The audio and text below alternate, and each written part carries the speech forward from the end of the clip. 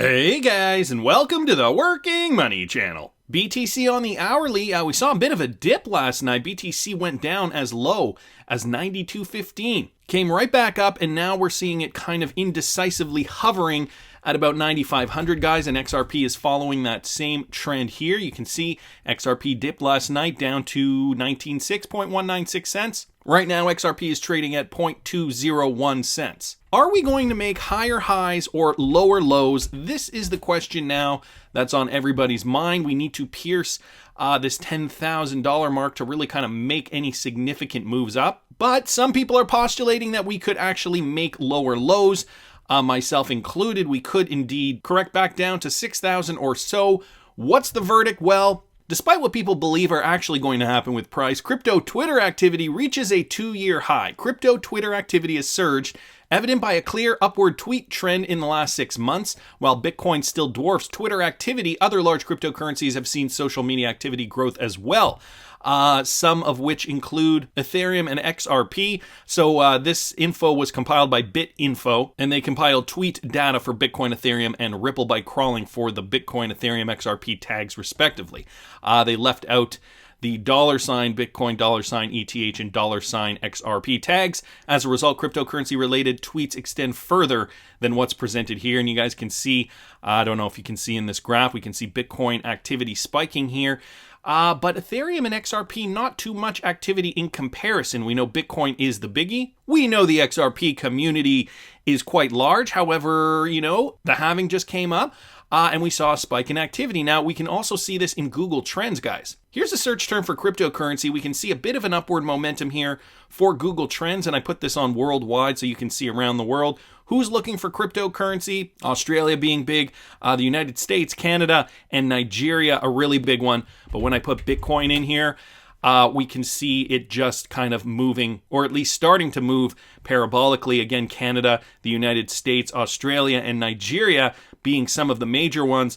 We got South Africa here, a biggie, and Germany as well. Brazil too here with a lot of search results. And a lot of this has to do with the halving. You got to understand, more people are educated on cryptocurrency now than they were in 2016. And more people were educated in 2016 than they were in 2012, so on and so forth. So as education awareness for cryptocurrency grows, we are going to see more and more search results, more and more people interested in the space, more and more people hopefully investing in the space once we see Bitcoin break this level. Okay, let me put it on the hourly for you guys, the daily for you guys. Break this level, go up to the 14,000 level, and then shoot up past 20,000 once we get BTC past here.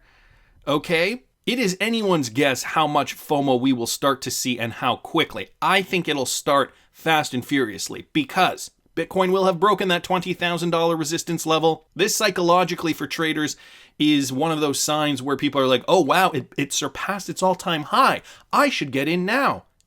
Wrong. You should have gotten in when Bitcoin was 3,000, 4,000, 5,000, whatever. Nevertheless, let's let those FOMOers deal with those problems. That volume will essentially bring Bitcoin price upward, and it could continue to rise for the next 12 months. We saw it in 2016, 2017. Bitcoin price just kept rising and rising and rising until December 2017 and then fell. And you guys know what happens when that happens. Well, the rest of the crypto market goes up along with it. So this is XRP. Again, guys, on the daily, and you can see by the time December rolled around, XRP wasn't trading much higher than about 30 cents. And then sure enough, December 11th, it just shot up in a few days to 87 cents. And then by January 4th, it was all the way up past $3. This is how an immature market works. We just have to keep tabs on it and be poised and ready to cash out when our target prices are met. And on Twitter, there are some people that are quite upset that USDT actually passed XRP on the market capitalization list. This from X-Man XRP on Twitter at XRP33. Did USDT just pass XRP on total market cap? Ugh, I can't look at this junk anymore. Dude, it's not junk. Right now, it's back in number 4 spot. XRP still holding at number 3, but you guys can see that market cap. Look how close that is. And what people need to get over is the fact that this is not some kind of race to the top. Maybe psychologically that helps some people think, oh, if XRP is up higher, that'll be better for X, Y, and Z. I guess the one thing that I've kept saying is that it is important for XRP to be near the top so that when unsophisticated crypto investors go and look up cryptocurrencies and pull up CoinMarketCap, this is one of the first ones they see.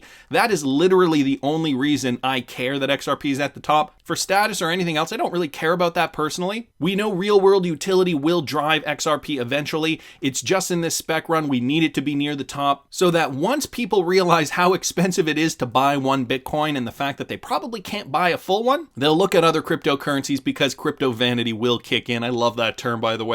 Crypto vanity will kick in and they'll say, hey, look, I can buy like 1,000 XRP. We'll start seeing money pump into XRP and the sky's the limit, folks. Look at what happened in the last bull run. The market will see more crypto traders today. So I have a feeling we are going to blow right past this $3.33 mark. Moving along though here, guys, I saw this from XRP Crypto Wolf. MoneyGram International partners with KyckGlobal to expand its global payment network.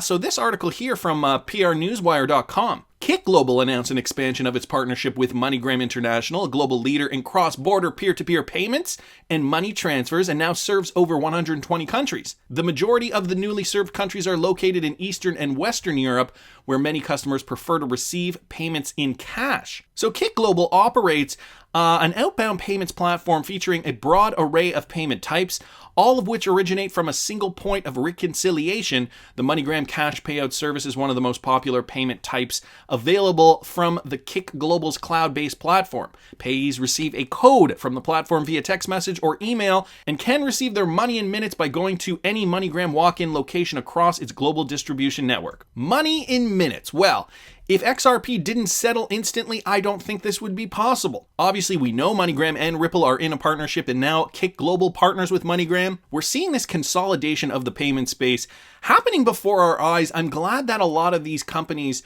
are partnering with either Ripple-enabled companies or partnering with Ripple specifically. It's going to be a race to the top, and the ones that do not adapt are going to die. I did a video yesterday mentioning that, Chris Larson was talking about how Ripple is aiming to get Swift. And a lot of people actually liked the thumbnail of that video. We got Chris Larson with a sniper rifle. I've had a lot of comments on the thumbnails that I do. Thanks so much, guys. I am sincerely flattered that you do notice those little things. My personal favorite was the one I did with David Schwartz spanking a child. The video had to do with David Schwartz spanking some sense into XRP detractors or something of the like. Anyways, guys, going to continue moving along here. This from Free American Spirit at F American Spirit on Twitter. If you use the XRP TipBot, and this is a bit of a public service announcement for the XRP community.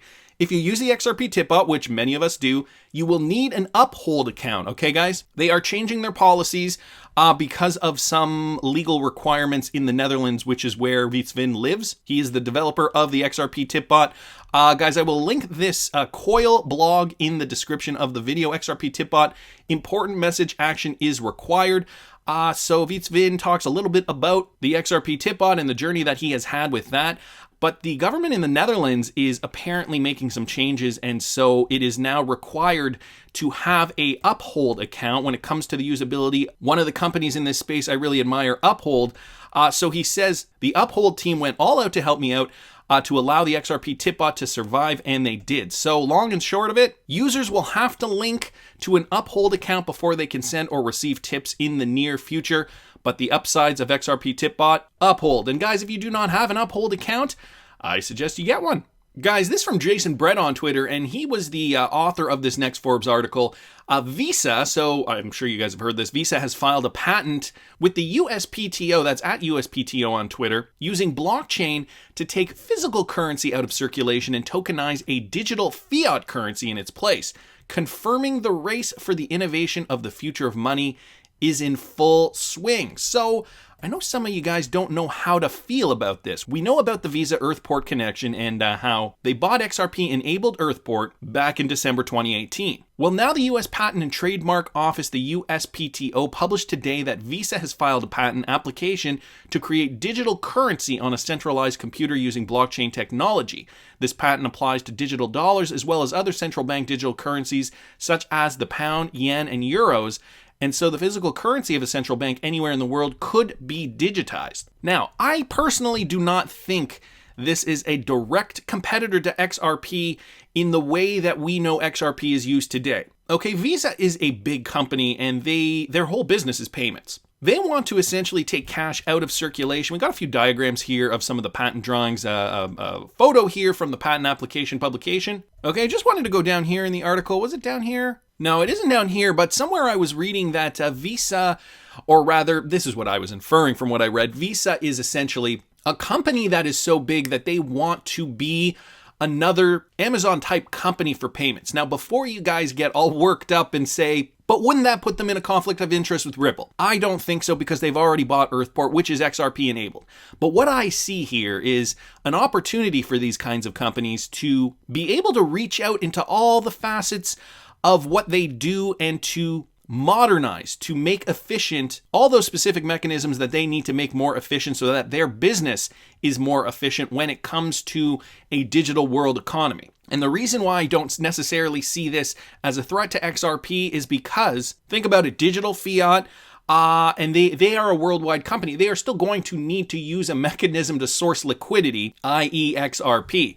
Let's just go back to this thread here. A few people are talking about this. The idea is to take physical currency out of circulation, so that would reduce a large number of crime.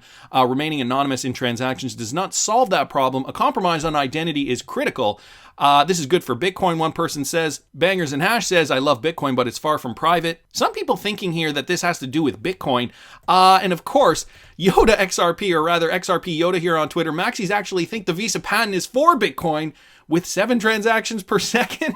Kind of ridiculous, don't you think? I don't think it has to do with Bitcoin at all. Bitcoin's kind of dead in the water as per this statement that was made. So this was published in 2016, and I gotta bring this up because Realboy XRP posted this, @boy_XRP on Twitter, crypto flashback.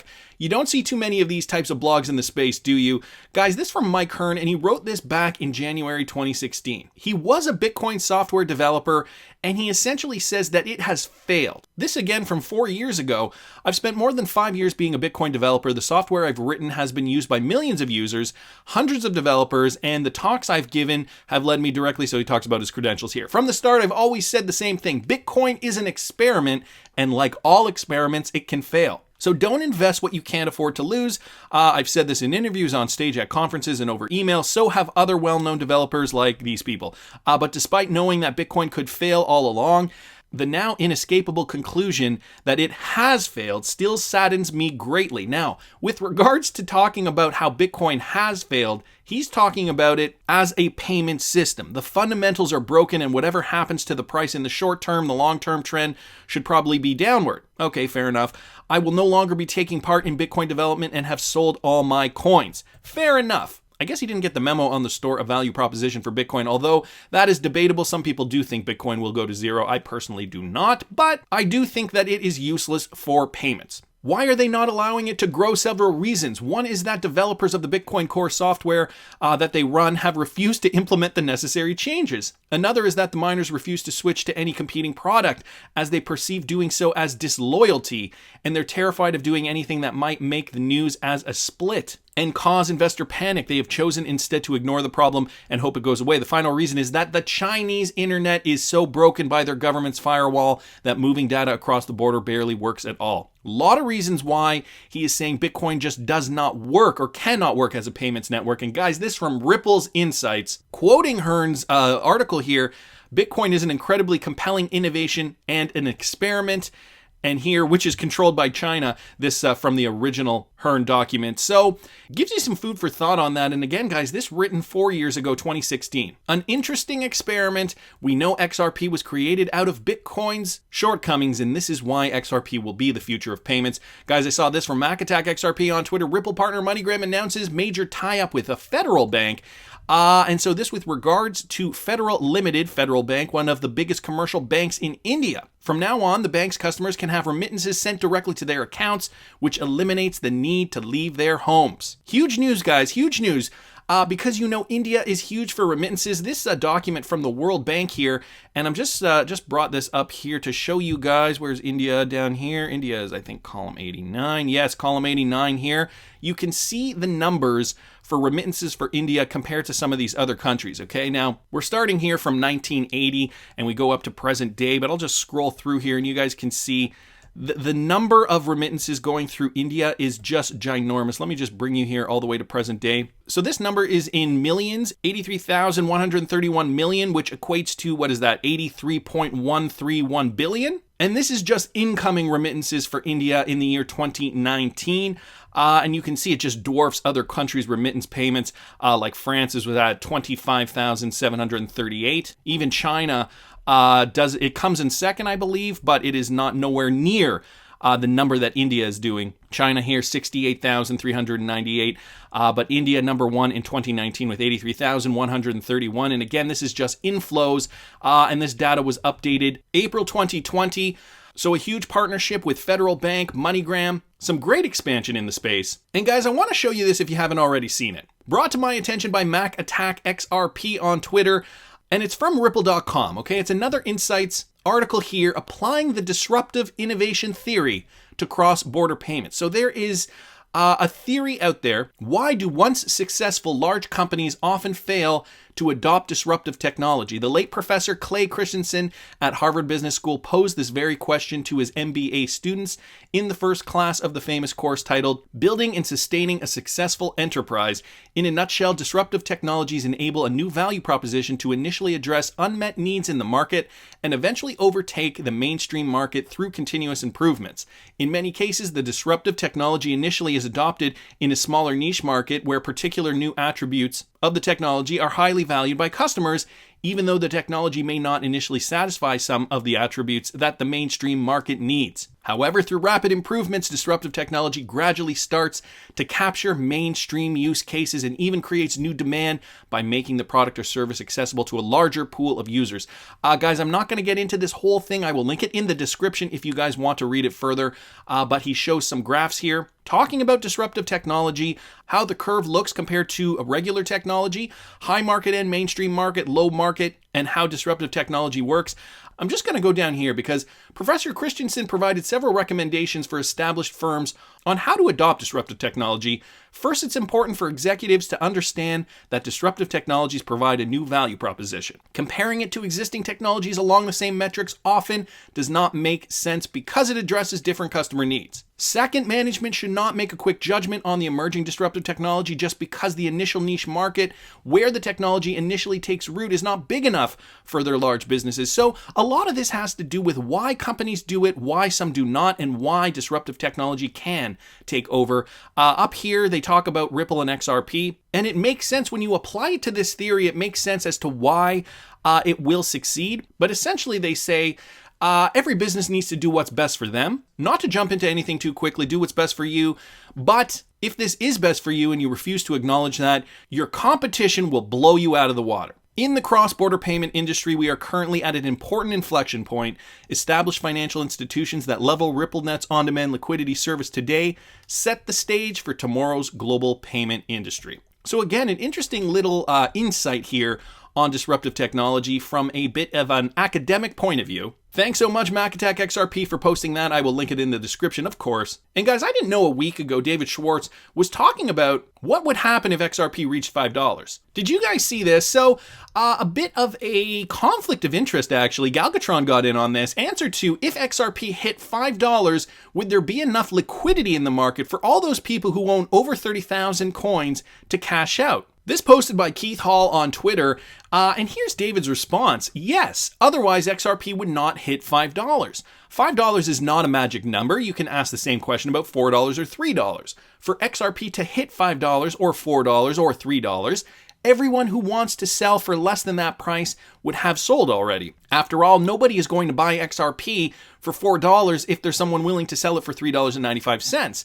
Why would they pay more than they have to? So if XRP hit $5, everyone who wanted to cash out at $4.99 or less would have already the opportunity to do so. If you place a limit order to sell your 30,000 XRP at $4.99, XRP cannot hit $5 until you have sold your 30,000 XRP at $4.99, close enough to $5 to make no difference. Okay, this is just fundamentals, though, of trading, and so I think the question ultimately had to do with liquidity. Now, We know there are 44.1 billion coins circulating in the market. That's a lot of coins. How many people decide to hold? How many people decide to sell? These are fundamentals we need to ask ourselves.